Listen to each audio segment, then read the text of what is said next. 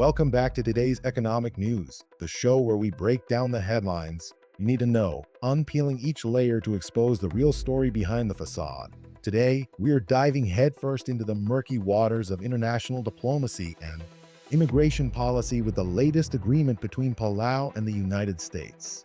For $7.5 million, the U.S. secured a deal under the Trump administration allowing Palau to accept up to 75 deportees. But before we get to the end of this tale, let's unravel why you should be up in arms about what's happening behind closed doors in Washington, D.C. This isn't just about a number. It's about principles of autonomy and integrity that are being swapped for short-term gains. So before we look into today's unfolding diplomatic quagmire, let's rewind to 1994.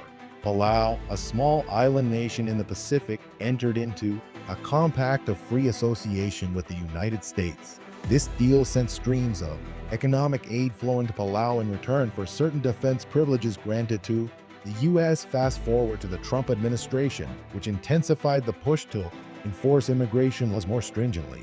What does this history tell us? It tells us that this is not just an isolated event, but the continuation of a relationship where aid is wielded like a carrot to ensure compliance. It's a bargain where financial support acts as a lever, urging smaller nations to shoulder some of the U.S.'s burdens, in this case, deportees from its shores.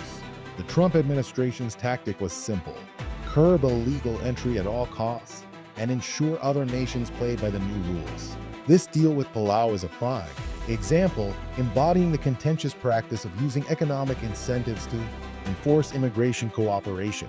But think about it, is it really cooperation when it's propelled by financial incentives? Now let's march deeper into the vault of diplomacy gone sour and examine the evidence. Here's the hard data.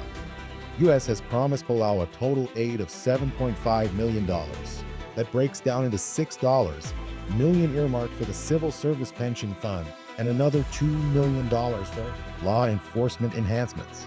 We've been feeding aid into Palau for over 20 years, and the Biden administration alone has committed $889 million in aid.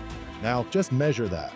To grasp the significance, ponder this. $7.5 million might seem like a drop in the bucket against a vast ocean of U.S. expenditures, but this is no trivial amount.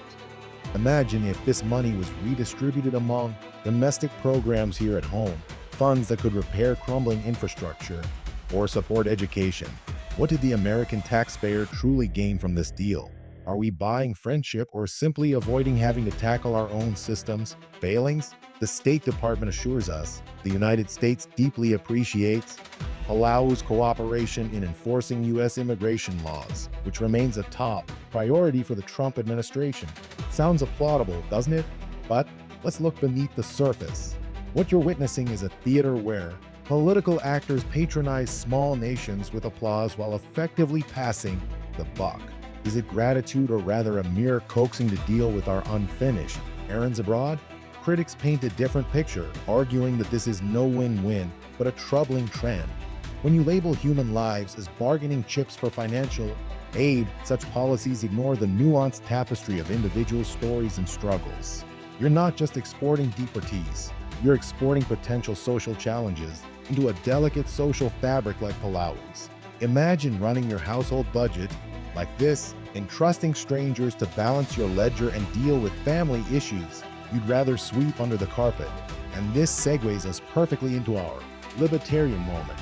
What's pivotal here is that $7.5 million funded by your tax dollars looks very much like financial coercion. Are we witnessing a string-pulling exercise disguised as diplomacy? Fiscal responsibility is tossed aside in favor of geopolitical expediency. It's not just about the money, it's about the misuse of resources meant to serve domestic needs. And let's talk about government incompetence.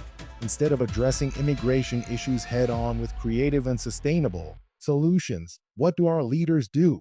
They shunt the problem overseas for another day, having learned nothing from the past. This reactive, rather than proactive, modus operandi spells a tragic loss of liberty. Here's the bottom line. Government should solve domestic issues at home first and foremost. So here we stand, watching another chapter of the American Dream-style book dissipate into the mist of forgotten intentions and foreign transactions. If you're fed up with paying for their miscalculations while government bungles continue, it's time to make your voice heard. If you're tired of seeing financial stewardship handed over to whimsical negotiations paving their path offshore, hit that subscribe button and join the conversation. Until next time, this is John signing off with a firm belief that we deserve better governance, clearer priorities, and a stronger commitment to horizontal partnerships rather than vertical orders.